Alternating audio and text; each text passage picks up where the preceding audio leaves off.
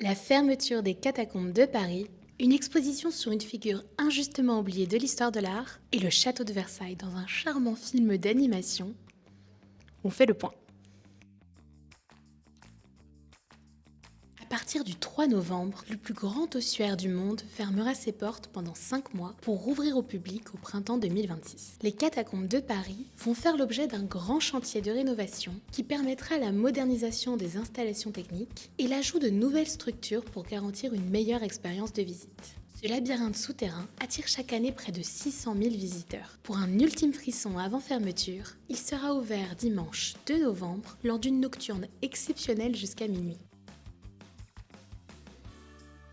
À l'occasion du centenaire de l'Art déco, le musée La Piscine de Roubaix fait sortir de l'ombre Odette Pauvert, la première femme à obtenir le Grand Prix de Rome en peinture, avec la légende de Saint-Renan. L'exposition retrace le parcours académique de cette peintre des années folles, injustement oubliée. L'occasion de découvrir une œuvre classique et décorative à contre-courant de la modernité, mais pleinement ancrée dans son époque.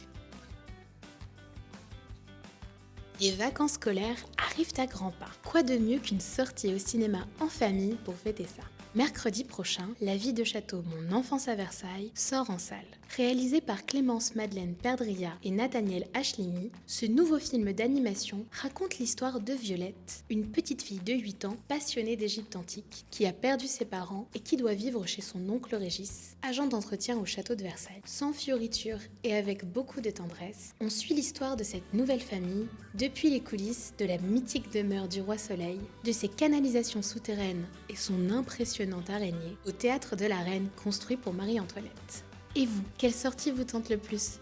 Dites-le nous dans les commentaires.